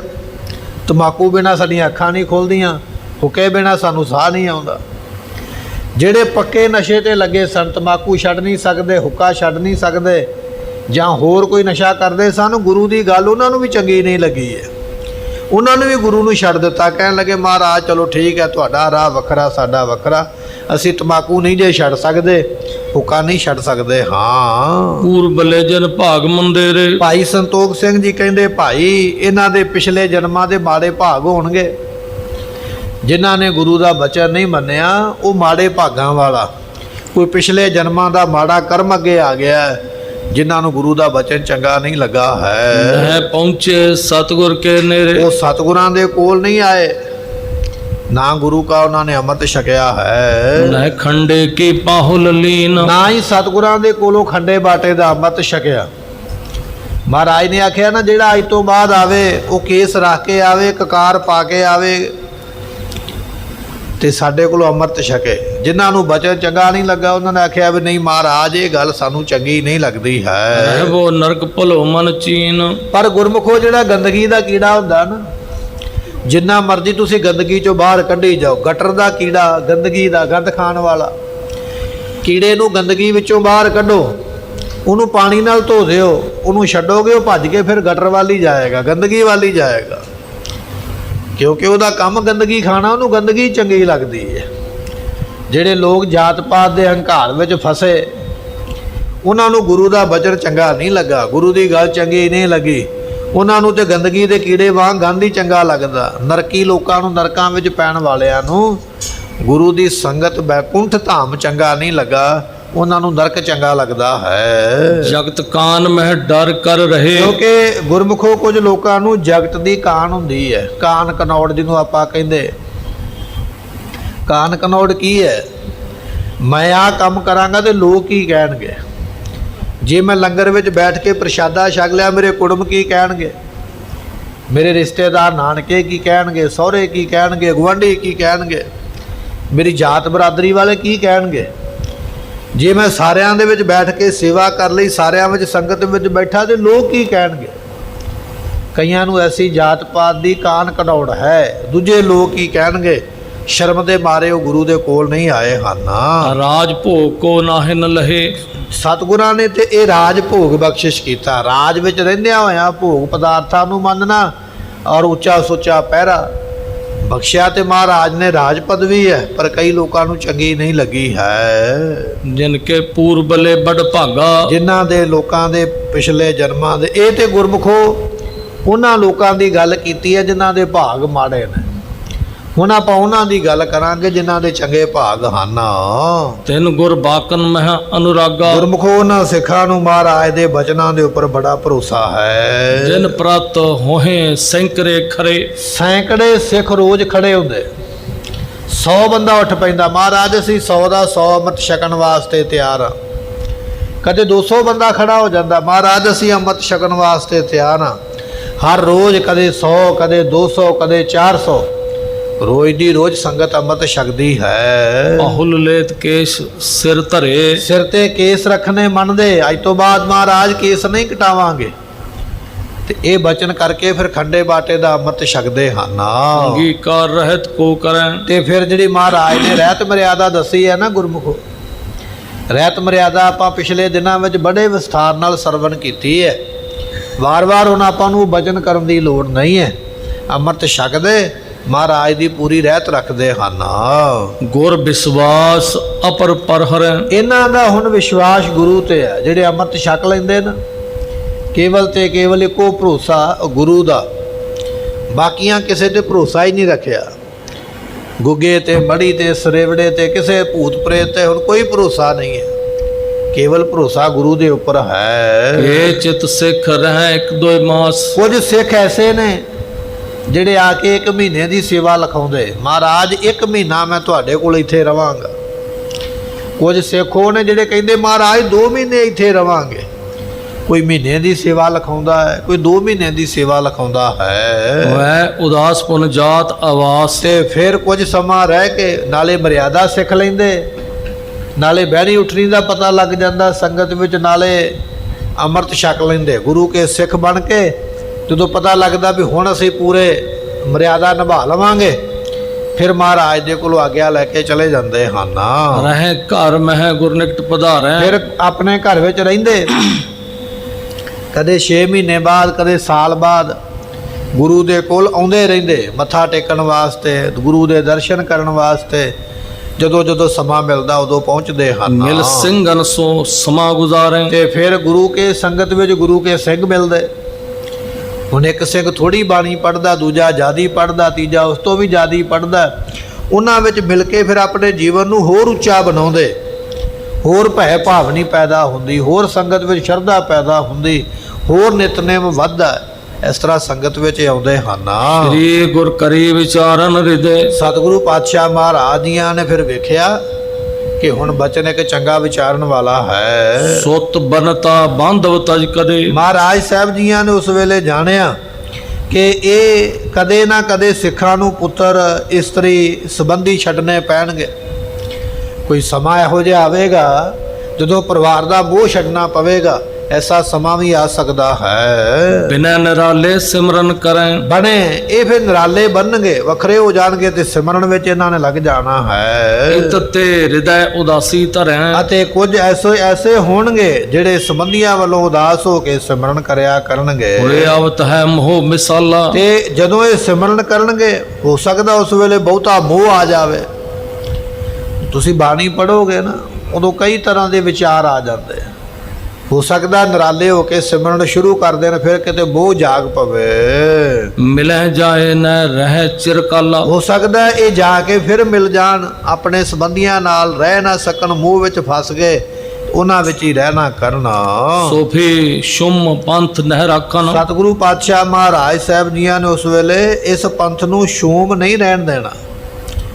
ਸੋ ਸ਼ੂਮ ਤੋਂ ਭਾਵ ਹੈ ਪੰਥ ਵਿੱਚ ਸ਼ੂਮਤਾ ਹੀ ਨਾ ਹੋਵੇ, ਦਲੇਰੀ ਹੋਵੇ, ਖੁੱਲ੍ਹ ਦਿਲੀ ਹੋਵੇ, ਹਿੰਮਤ ਹੋਣਾ ਕਰੇ। ਇਹ ਕਿਸ ਦਾਰੁਨ ਕੇ ਅਬਿਲਾਖਨ। ਤੇ ਸਤਿਗੁਰੂ ਪਾਤਸ਼ਾਹ ਮਹਾਰਾਜ ਜੀਆਂ ਨੇ ਭਿਆਨਕ ਜੰਗ ਅੱਗੇ ਕਰਨਾ ਨਾ ਗੁਰਮੁਖੋ। ਜੰਗ ਦੇ ਵਿੱਚ ਸ਼ਹੀਦੀਆਂ ਵੀ ਹੋਣਗੀਆਂ, ਜ਼ਖਮ ਵੀ ਲੱਗਣਗੇ, ਦੁੱਖ ਵੀ ਆਵੇਗਾ, ਸੁੱਖ ਵੀ ਆਵੇਗਾ। ਇਹ ਨਾ ਹੋਵੇ ਵੀ ਸਮਾਂ ਇਹੋ ਜਿਹਾ ਬਣੇ ਇਹਨਾਂ ਨੂੰ ਮੋਹ ਜਾਗ ਪਵੇ, ਇਹਨਾਂ ਨੂੰ ਘਰ ਦਾ ਕੰਮ ਚੇਤੇ ਆ ਜਾਵੇ, ਛੱਡ ਜਾਣ ਮੈਦਾਨ। ਇਹ ਗੱਲ ਨੂੰ ਸੋਚ ਕੇ ਫਿਰ ਜਾਂ ਤੇ ਸ਼੍ਰੀ ਮੁਖ ਬਾਕ ਉਚਾਰਾ। ਉਸ ਵੇਲੇ ਸਤਿਗੁਰੂ ਪਾਤਸ਼ਾਹ ਜੀਆਂ ਨੇ ਆਪਣੇ ਮੁਖ ਤੋਂ ਬਚਨ ਕੀਤਾ। ਕਹਿਣ ਲੱਗੇ ਭਾਈ ਸਿੰਘ ਹੋਏ ਜਬ ਆਯੁਧ ਧਾਰੀ। ਕਹਿਣ ਲੱਗੇ ਸਾਡੇ ਸਿੱਖ ਸ਼ਸਤਰ ਧਾਰੀ ਜਦੋਂ ਹੋ ਜਾਣ, ਜਦੋਂ ਸ਼ਸਤਰਾਂ ਨੂੰ ਧਾਰਨ ਕਰਨਾ ਹੈ। ਮਾਦਕ ਚਹੀਅਤ ਆਨੰਦ ਮਝਾਰੀ। ਤੇ ਸਤਿਗੁਰੂ ਪਾਤਸ਼ਾਹ ਕਹਿਣ ਲੱਗੇ ਫਿਰ ਕਿਸੇ ਤਰ੍ਹਾਂ ਦਾ ਕੋਈ ਨਸ਼ਾ ਨਹੀਂ ਕਰਨਾ ਹੈ। ਇਹ ਭਾਈ ਜੀਵਨ ਬਣਾ ਲਵੋ ਆਪਣਾ। ਨਾਮ ਖੁਮਾਰੀ ਨਾਨਕਾ ਚੜੀ ਰਹੇ ਦਿਨ ਰਾਤ। ਇੱਕ ਨਾਮ ਦਾ ਹੀ ਤੁਹਾਨੂੰ ਨਸ਼ਾ ਰਵੇ, ਬਾਣੀ ਦਾ, ਇਹਦੇ ਬਿਨਾ ਕੋਈ ਨਸ਼ਾ ਨਹੀਂ ਕਰਨਾ ਹੈ। ਸਤਿਗੁਰ ਚਰਨ ਕੇ ਸਿਮਰਨ ਨਾਮੋ। ਤੇ ਸਤਿਗੁਰਾਂ ਦੇ ਚਰਨਾਂ ਦਾ ਸਿਮਰਨ ਕਰਨਾ। ਕਿਸੇ ਤਰ੍ਹਾਂ ਦਾ ਸੁੱਖਾ ਪੀਣਾ, ਭੰਗ ਪੀਣੀ ਜਾਂ ਹੋਰ ਨਸ਼ੇ ਕਰਨੇ, ਇਹਨਾਂ ਵੱਲੋਂ ਬਿਲਕੁਲ ਮਨਾਹੀ ਹੈ। ਨਿਸ਼ਚਲ ਬ੍ਰਿਤੀ ਟਿਕ ਹੈ ਅਬਰਾਮ। ਆਪਣੀ ਬਿਰਤੀ ਨੂੰ ਸਿਮਰਨ ਵਿੱਚ ਟਿਕਾ ਕੇ ਰੱਖਣਾ ਹੈ। ਚਿਤ ਕੀ ਚਿੰਤਾ ਦੇਤ ਮਿਟਾਈ। ਜਦੋਂ ਸਿਮਰਨ ਕਰੋਗੇ ਤੁਹਾਡੀਆਂ ਸਾਰੀਆਂ ਚਿੰਤਾ ਜਿਹੜੀਆਂ ਨੂੰ ਮਿਟ ਜਾਂਦੀਆਂ ਹਨ। ਹਿਰਦੈ ਸੰਤੋਸ਼ ਕਰੈ ਸੁਖਦਾਈ। ਸੋ ਕਹਿਣ ਲੱਗੇ ਇਹ ਹਿਰਦੇ ਵਿੱਚ ਸੰਤੋਖ ਪੈਦਾ ਕਰਦੀ ਹੈ। ਅਤੇ ਇਸੇ ਤਰ੍ਹਾਂ ਜਿਹੜੀਆਂ ਸਾਡੀਆਂ ਦੇਸੀ ਜੜੀ ਬੂਟੀਆਂ ਨੇ, ਮੰਨ ਲਓ ਜਿਵੇਂ ਆਯੁਰਵੈਦ ਹੈ, ਉਹਨਾਂ ਦੇ ਕਹਿਣ ਤੋਂ ਭਾਵ ਇਹ ਹੈ ਜਿਹੜੇ ਵੱਡੇ ਵੱਡੇ ਘਰਾਣੇ ਨੇ ਨਾ ਆਯੁਰਵੈਦਿਕ ਵਰਗੇ, ਉਹ ਸੁੱਖੇ ਨੂੰ ਬਹੁਤ ਜ਼ਿਆਦਾ ਖੁਸ਼ਕ ਮੰਨਦੇ ਨੇ। ਸੁੱਖਾ ਪੀਣਾ, ਸੁੱਖਾ ਬੜਾ ਖੁਸ਼ਕ ਹੈ, ਖੁਸ਼ਕੀ ਪੈਦਾ ਕਰ ਦਿੰਦਾ। ਇਸ ਕਰਕੇ ਇਹਦੇ ਪੀਣ ਦੀ ਮਨਾਹੀ ਕੀਤੀ ਹੈ। ਕੁਝ ਲੋਕ ਪੀਂਦੇ ਜ਼ਰੂਰ ਨੇ। ਔਰ ਸੁੱਖੇ ਨੂੰ ਗਰਮ ਮੰਨਿਆ ਜਾਂਦਾ। ਇਹ ਗਰਮ ਵਸਤੂ ਹੈ, ਗਰਮੀ ਪੈਦਾ ਕਰਦੀ ਹੈ। ਸੋ ਜਿਹੜੀਆਂ ਐਸੀਆਂ ਸੰਸਥਾਵਾਂ ਨੇ ਜਿਹੜੀਆਂ ਪ੍ਰਯੋਗ ਕਰਦੀਆਂ ਰਹਿੰਦੀਆਂ, ਉਹਨਾਂ ਦਾ ਇਹ ਕਥਨ ਹੈ ਕਿ ਸੁੱਖਾ ਨਾਮ ਦੀ ਜਿਹੜੀ ਵਸਤੂ ਹੈ ਇਹ ਖੁਸ਼ਕ ਵੀ ਹੈ ਔਰ ਗਰਮ ਵੀ ਹੈ। ਇਹਦੇ ਤੋਂ ਬਿਲਕੁਲ ਦੂਰ ਰਹਿਣਾ ਹੈ। ਕਰਿਓ ਸੁਖਾ ਦੁਖ ਹਰਬੇ ਹੇਤ। ਅਤੇ ਇਹ ਜਿਹੜੀਆਂ ਚੀਜ਼ਾਂ ਨੇ ਇਹਨਾਂ ਨੂੰ ਕਦੇ ਵਾਸਤੇ ਵੀ ਵਰਤਣਾ ਨਹੀਂ ਹੈ। ਇਹਨਾਂ ਤੋਂ ਹਮੇਸ਼ਾ ਦੂਰ ਰਹਿਣਾ ਹੈ। ਸ਼ੁਦਾ ਲਗਾਏ ਸਰੀਰ ਨਿਰੋਵਾ। ਅਤੇ ਇਹਨਾਂ ਚੀਜ਼ਾਂ ਦਾ ਕਦੇ ਇਸਤੇਮਾਲ ਨਹੀਂ ਕਰਨਾ। ਪਰ ਜਿਹੜੇ ਲੋਕ ਕਰਦੇ ਨੇ ਨਾ, ਉਹ ਉਹਦੇ ਗੁਣ ਵਰਣਨ ਕਰਦੇ ਨੇ। ਇਹਦੇ ਵਿੱਚ ਆ ਵੀ ਗੁਣ ਹੈ, ਇਹਦੇ ਵਿੱਚ ਆ ਵੀ ਗੁਣ ਹੈ। ਸੁੱਖਾ ਪੀਏ ਤੇ ਭੁੱਖ ਚੰਗੀ ਲੱਗਦੀ ਹੈ, ਸੁੱਖਾ ਪੀ ਲਈਏ ਮੱਛਰ ਮੱਖੀ ਨਹੀਂ ਲੜਦਾ, ਸੁੱਖਾ ਪੀ ਲਈਏ ਸੱਟ ਫੇਟ ਲੱਗ ਜਾਵੇ ਦਰਦ ਨਹੀਂ ਹੁੰਦੀ ਹੈ, ਸੁੱਖਾ ਪੀ ਲਈਏ ਰਾਤ ਨੂੰ ਜਿੱਥੇ ਮਰਜ਼ੀ ਸੌਂ ਜਾਈਏ ਕੋਈ ਡਰ ਨਹੀਂ ਰਹਿੰਦਾ ਹੈ। ਉਹ ਲੋਕ ਇਸ ਗੱਲ ਦਾ ਸਗੋਂ ਉਹਦੇ ਵਿੱਚ ਗੁਣ ਵਰਣਨ ਕਰਦੇ ਨੇ। ਪਰ ਮਹਾਰਾਜ ਨੇ ਮਨਾਹੀ ਕੀਤੀ ਹੈ ਇਸ ਗੱਲ ਦੀ। ਤੁਹਾਨੂੰ ਨਾਮ ਦਾ ਨਸ਼ਾ, ਨਾਮ ਦੀ ਹਿੰਮਤ ਹੋਵੇ ਉਹਦੇ ਬਿਨਾ ਕਿਸੇ ਉੱਪਰ ਯਕੀਨ ਨਹੀਂ ਕਰਨਾ ਅਸ਼ਟ ਹੈ। ਸਮੂਹਨ ਕੋਏ ਖੋਵਾ, ਤੇ ਮਹਾਰਾਜ ਕਹਿਣ ਲੱਗੇ ਭਾਈ ਐਸੇ ਕੰਮ ਵਿੱਚ ਕਦੇ ਨਹੀਂ ਪੈਣਾ ਹੈ। ਪਹੁੰਚਾ ਨਿਕਟ ਗੁਰੂ ਕੇ ਫੇਰ। ਇਸ ਤਰ੍ਹਾਂ ਸਤਿਗੁਰੂ ਪਾਤਸ਼ਾਹ ਮਹਾਰਾਜ ਕਹਿਣ ਲੱਗੇ ਵੀ ਕੱਲਾ ਤੁਸੀਂ ਸ਼ਰਦਾਈ ਦਾ ਹੀ ਰਗੜਾ ਲਾ ਸਕਦੇ ਹੋ, ਬਦਾਮਾਂ ਨੂੰ ਰਗੜ ਕੇ ਉਹਦੀ ਸ਼ਰਦਾਈ ਬਣਾ ਕੇ ਪੀ ਸਕਦੇ ਹੋ, ਪਰ ਸੁੱਖਾ ਇਤਿਆਦਿਕ ਵਿੱਚ ਪਾਉਣਾ ਇਹ ਬਿਲਕੁਲ ਕਰਮ ਨਹੀਂ ਕਰਨਾ ਹੈ। ਪ੍ਰੀਤੀ ਟਿਕਾਵੇਂ ਦਰਸ਼ਨ ਤੇ ਹੇਰ, ਸਤਿਗੁਰੂ ਪਾਤਸ਼ਾਹ ਕਹਿਣ ਲੱਗੇ ਸਿਮਰਨ ਕਰਿਆ ਕਰੋ, ਬਿਰਤੀ ਨੂੰ ਟਿਕਾਉਣਾ ਹੈ। ਮਾਰ ਵਿਕਾਰਾਂ ਦਿਨ ਪਰ ਦੂਨਾ, ਅਤੇ ਇਸ ਤਰ੍ਹਾਂ ਗੁਰੂ ਕੇ ਸਿੱਖਾਂ ਦੀ ਹਿੰਮਤ ਦਿਨ ਪ੍ਰਤੀ ਦਿਨ ਵੱਧਦੀ ਹੈ, ਦਿਨਾਂ ਪ੍ਰਤੀ ਦਿਨ ਉਹਨਾਂ ਦੀ ਹਿੰਮਤ ਵੱਧਦੀ ਹੈ। ਇਸ ਕਰਕੇ ਇਹ ਜਿਹੜਾ ਨਾਮ ਦੀ ਦਵਾਈ ਹੈ ਇਸ ਨੂੰ ਲੈਣਾ ਹੈ। ਦਿੱਲੀ ਲੂਟੋਲਾ ਪਰਸੂਨਾ, ਤੇ ਸਤਿਗੁਰੂ ਪਾਤਸ਼ਾਹ ਕਹਿਣ ਲੱਗੇ ਕਿ ਉਹ ਸਮਾਂ ਆਵੇਗਾ ਜਦੋਂ ਲਾਹੌਰ ਤੇ ਦਿੱਲੀ ਤੇ ਸਿੱਖ ਰਾਜ ਕਰਨਗੇ ਸ਼ਤਰਨ ਕੇ ਸਿਰ ਨੁਕਦਾ ਮਾਰੈ, ਅਤੇ ਦੁਸ਼ਮਣ ਨੂੰ ਹਮੇਸ਼ਾ ਸਾਵਧਾਨ ਰਹਿਣਾ, ਦੁਸ਼ਮਣ ਦੇ ਕਦੇ ਨੇੜੇ ਨਹੀਂ ਜਾਣਾ ਹੈ। ਪਠੈ ਸ਼ਲੋਕ ਨਾਮ ਸੰਭਾਰੈ, ਤੇ ਕਹਿਣ ਲੱਗੇ ਵੀ ਇਸ ਤਰ੍ਹਾਂ ਗੁਰੂ ਕੇ ਸਿੱਖ ਸ਼ਲੋਕ ਪੜ੍ਹਦੇ ਹਨ, ਮਿਲ ਮਿਲ ਬੈਠੈ ਕੰਗਾ ਕਰ ਕਰ, ਮਿਲ ਮਿਲ ਬੈਠਦੇ ਨੇ, ਇਕੱਠੇ ਸਮੂਹ ਦੇ ਵਿੱਚ ਆਪਣੇ ਕੇਸਾਂ ਵਿੱਚ ਕੰਘਾ ਕਰਦੇ ਹਨ, ਚੁਨ ਚੁਨ ਪਾਗ ਬੰਦ ਮੁੱਦ ਭਰ ਤੇ ਭਰ, ਆਪਣੇ ਸੀਸ ਦੇ ਉੱਪਰ ਸੋਹਣੀਆਂ ਪੱਗਾਂ ਖੁਸ਼ੀ ਦੇ ਨਾਲ ਬੰਨ੍ਹਦੇ ਹਨ। ਗੁਰਬਾਨੀ ਉੱਚੋ ਧੁਨ ਭਰੈ, ਗੁਰਬਾਣੀ ਨੂੰ ਉੱਚੀ ਉੱਚੀ ਪੜ੍ਹਦੇ ਗੁਰੂ ਕੇ ਸਿੱਖ ਸਵੇਰ ਵੇਲੇ, ਇੱਕ ਦੂਜੇ ਨੂੰ ਸੁਣਾਉਂਦੇ, ਮੇਰੇ ਕੋਲੋਂ ਬਾਣੀ ਸੁਣ, ਦੂਜਾ ਦਾ ਮੇਰੇ ਕੋਲੋਂ ਸੁਣੋ, ਉੱਚੀ ਧੁਨ ਦੇ ਵਿੱਚ ਉੱਚੀ ਆਵਾਜ਼ ਵਿੱਚ ਬਾਣੀ ਪੜ੍ਹਦੇ ਹਨ। ਇਹ ਜਿਤ ਸੁਨੈ ਪ੍ਰੇਮ ਔਰ ਬਣੈ, ਕੁਝ ਪੜ੍ਹਦੇ ਨੇ, ਕੁਝ ਸੁਣਦੇ ਨੇ, ਕੁਝ ਆਖਦੇ ਲਿਆ ਭਾਈ ਮੈਨੂੰ ਸੁਣਾ ਮੈਂ ਸੁਣਦਾ, ਸੁਣਨ ਵਾਲੇ ਵੀ ਪ੍ਰੇਮ ਨਾਲ ਸੁਣਦੇ, ਪੜ੍ਹਨ ਵਾਲੇ ਵੀ ਪ੍ਰੇਮ ਨਾਲ ਪੜ੍ਹਦੇ ਹਨ। ਸ਼ਸਤਰ ਬੰਦ ਪੁਨ ਹੋਵੇ ਤਿਆਰੇ, ਇਸ ਤਰ੍ਹਾਂ ਮਹਾਰਾਜ ਦੇ ਸਿੱਖ ਸ਼ਸਤਰ ਸਜਾ ਕੇ ਤਿਆਰ ਹੁੰਦੇ ਹਨ, ਆਏ ਗੁਰੂ ਟਿਕ ਦਰਸ ਨਿਹਾਰੇ, ਤੇ ਫਿਰ ਗੁਰੂ ਦੇ ਕੋਲ ਆਉਂਦੇ ਨੇ, ਆ ਕੇ ਗੁਰੂ ਦੇ ਦਰਸ਼ਨ ਕਰਦੇ ਹਨ। ਸੁੰਦਰ ਸਜੈ ਸਮਸ਼ ਅਰ ਕੇਸ, ਤੇ ਮਹਾਰਾਜ ਦੇ ਸਿੱਖਾਂ ਦੇ ਕੇਸ ਬੜੇ ਸੋਹਣੇ ਸੁੰਦਰ ਸ਼ੋਭਾ ਪਾਉਂਦੇ ਹਨ। ਬਾਂਛੈ ਕਰਬੇ ਜੰਗ ਹਮੇਸ਼, ਤੇ ਗੁਰੂ ਕੇ ਸਿੱਖ ਹਮੇਸ਼ਾ ਜੰਗ ਕਰਨਾ ਸੋਚਦੇ ਵੀ ਜੰਗ ਕਰਨਾ ਹੈ। ਨਈ ਰੀਤ ਇਮ ਪ੍ਰਗਟੀ ਜਵੈ, ਇਸ ਤਰ੍ਹਾਂ ਮਹਾਰਾਜ ਜੀਆਂ ਨੇ ਗੁਰਮੁਖੋ ਇਹ ਨਵੀਂ ਰੀਤ ਜਿਹੜੀ ਹੈ ਪ੍ਰਗਟ ਕੀਤੀ ਹੈ। ਹਿੰਦੂ ਤੁਰਕ ਪਿਖ ਅਚਰਜ ਸਭੈ, ਤੇ ਸਾਰੇ ਵੇਖ ਕੇ ਹੈਰਾਨ ਹੁੰਦੇ ਵੀ ਮਹਾਰਾਜ ਨੇ ਇੱਕ ਐਸੇ ਸਿੱਖ ਪੈਦਾ ਕੀਤੇ ਹਨ। ਅੱਛੀ ਰੀਤ ਰਹਿਤ ਸਭ ਅੱਛੀ, ਸਤਿਗੁਰਾਂ ਨੇ ਬੜੀ ਸੋਹਣੀ ਰਹਿਤ ਮਰਿਆਦਾ ਦੱਸੀ ਹੈ, ਬੜੀ ਸੋਹਣੀ ਬਹਿਣੀ ਉੱਠਣੀ ਖਾਣਾ ਪੀਣਾ ਸਮਝਾਇਆ ਹੈ। ਅੱਛੇ ਬੇਸ ਕਾਸ਼ ਕਟ ਕਾਛੀ, ਬੜੇ ਸੋਹਣੇ ਵਸਤਰ ਪਾਉਣੇ ਨੇ, ਕਸ਼ਹਿਰਾ ਪਾਉਣਾ, ਪੰਜ ਕਕਾਰ ਪਾਉਣੇ, ਸੋਹਣੇ ਲਿਬਾਸ ਪਾਉਣੇ ਹਨ। ਸ਼ਸਤਰ ਬਸਤਰ ਤੇ ਸੁੰਦਰ ਸੋਹੈ, ਸ਼ਸਤਰਾਂ ਕਰਕੇ ਵਸਤਰਾਂ ਕਰਕੇ ਸੋਹਣੇ ਲੱਗਦੇ ਨੇ। ਗੁਰਮੁਖੋ ਇਹ ਜਿਹੜੀ ਭੰਗ ਹੈ ਨਾ, ਜਿਸ ਨੂੰ ਸੁਖਾ ਕਿਹਾ ਜਾਂਦਾ, ਲੋਕ ਪੀਂਦੇ ਨੇ, ਪਰ ਇਹਦੇ ਵਿੱਚ ਔਗਣ ਨੇ। ਜਿਵੇਂ ਆਪਾਂ ਬਚਨ ਸਰਵਣ ਕੀਤਾ ਵੀ ਇਹ ਖੁਸ਼ਕ ਹੈ, ਇਸ ਦੀ ਤਸੀਰ ਵੀ ਗਰਮ ਹੈ, ਇਸ ਨੂੰ ਰੋਜ਼ ਪੀਣ ਦੇ ਨਾਲ ਕਬਜ਼ ਵਰਗੀ ਬਿਮਾਰੀ ਵੀ ਹੋ ਜਾਂਦੀ ਹੈ, ਇਸ ਨੂੰ ਰੋਜ਼ ਪੀਣ ਦੇ ਨਾਲ ਬਦਹਜ਼ਮੀ ਪੈਦਾ ਹੁੰਦੀ ਹੈ, ਇਹ ਹਾਜ਼ਮਾ ਵੀ ਵਿਗਾੜਦੀ ਹੈ ਅਤੇ ਬੰਦੇ ਦੇ ਅੰਦਰ ਦਲਿੱਦਰ ਪੈਦਾ ਕਰਦੀ ਹੈ, ਸਾਹਸ ਖਤਮ ਹੋ ਜਾਂਦਾ, ਦਲਿੱਦਰ ਪੈਦਾ ਹੋ ਜਾਂਦਾ। ਜਿਹੜੇ ਲੋਕ ਬਹੁਤਾ ਪੀਂਦੇ ਨੇ, ਰੋਜ਼ ਪੀਂਦੇ ਨੇ, ਉਹਨਾਂ ਨੂੰ ਦਲਿੱਦਰ ਉਹਨਾਂ ਦਾ ਵਿਖਿਆ ਜਾ ਸਕਦਾ ਉਹਨਾਂ ਦੇ ਕੱਪੜਿਆਂ ਤੋਂ। ਕਈ ਦਿਨਾਂ ਦੇ ਮੈਲੇ ਕੱਪੜੇ ਉਸੇ ਤਰ੍ਹਾਂ ਪਾਏ, ਮੈਲ ਸਰੀਰ 'ਤੇ ਲੱਗੀ ਹੈ, ਨਹਾਉਣਾ ਨਹੀਂ ਧੋਣਾ ਨਹੀਂ। ਜਿਹੜੇ ਲੋਕ ਇਸ ਦਾ ਸੇਵਨ ਕਰਦੇ ਨੇ ਉਹ ਦਲਿੱਦਰੀ ਹੋ ਜਾਂਦੇ, ਮੈਲ ਤਨ 'ਤੇ ਵੀ ਹੈ, ਵਸਤਰਾਂ 'ਤੇ ਵੀ ਹੈ। ਕਈ ਦਿਨ ਨਹਾਉਣਾ ਨਹੀਂ, ਚੰਗਾ ਭੋਜਨ ਨਹੀਂ ਖਾਣਾ, ਜਿੱਥੇ ਡਿੱਗ ਪਿਆ ਉੱਥੇ ਪੈ ਰਹਿਣਾ। ਇਹਦੇ ਵਿੱਚ ਔਗਣ ਨੇ। ਕੁਝ ਲੋਕ ਇਹਦੇ ਗੁਣਾਂ ਨੂੰ ਵਰਣਨ ਕਰਦੇ, ਇਹਦੇ ਵਿੱਚ ਗੁਣ ਬੜੇ ਚੰਗੇ ਨੇ, ਆ ਇਸ ਤਰ੍ਹਾਂ ਹੋ ਜਾਂਦਾ ਹੈ। ਪਰ ਜਿਹੜੀਆਂ ਸੰਸਥਾਵਾਂ ਨੇ ਨਾ ਦਵਾਈ ਬਣਾਉਣ ਵਾਲੀਆਂ, ਜੜੀ ਬੂਟੀਆਂ ਤਿਆਰ ਕਰਨ ਵਾਲੀਆਂ, ਇਹ ਉਹਨਾਂ ਦਾ ਕਥਨ ਹੈ ਵੀ ਇਹਦੀ ਵਰਤੋਂ ਨਹੀਂ ਕਰਨੀ ਚਾਹੀਦੀ ਹੈ। ਬਦਹਜ਼ਮੀ ਪੈਦਾ ਹੋਵੇਗੀ, ਮਿਹਦਾ ਖਰਾਬ ਹੋਵੇਗਾ, ਕਬਜ਼ ਵਰਗੇ ਰੋਗ ਲੱਗਣਗੇ, ਦਲਿੱਦਰ ਪੈਦਾ ਹੋਵੇਗਾ, ਗਰਮੀ ਅੰਦਰ ਪੈ ਜਾਏਗੀ ਤੇ ਖੁਸ਼ਕੀ ਦਿਮਾਗ ਨੂੰ ਚੜ੍ਹ ਜਾਏਗੀ, ਬੰਦਾ ਬੋਰਾ ਮਸਤਾਨਾ ਝੱਲਾ ਹੋ ਜਾਂਦਾ। ਇਸ ਕਰਕੇ ਕਦੇ ਵੀ ਕਿਸੇ ਨਸ਼ੇ ਦੀ ਕੋਈ ਵਰਤੋਂ ਨਹੀਂ ਕਰਨੀ ਹੈ। ਇਹ ਮਹਾਰਾਜ ਜੀਆਂ ਦਾ ਹੁਕਮ ਹੈ। ਰਿਪ ਸਿਰ ਗਜ਼ਬ ਮਿੱਤਰ ਮਨ ਮੋਹੈ। ਤੇ ਸਤਿਗੁਰੂ ਪਾਤਸ਼ਾਹ ਮਹਾਰਾਜ ਜੀ ਦੇ ਸਿੱਖ ਬੜੇ ਸੋਹਣੇ ਨੇ। ਦੁਸ਼ਮਣ ਦੇ ਮਨ ਵੀ ਸਿੱਖਾਂ ਵੱਲ ਵੇਖ ਕੇ ਮੋਹ ਜਾਂਦੇ ਹਨ। ਜਗਤ ਝੂਠ ਕੇ ਢੁਕੈ ਨਾ ਨੇਰੇ। ਤੇ ਗੁਰੂ ਕੇ ਸਿੱਖ ਜਗਤ ਝੂਠ ਤਮਾਕੂ ਦੇ ਨੇੜੇ ਨਹੀਂ ਲੱਗਦੇ ਹਨ।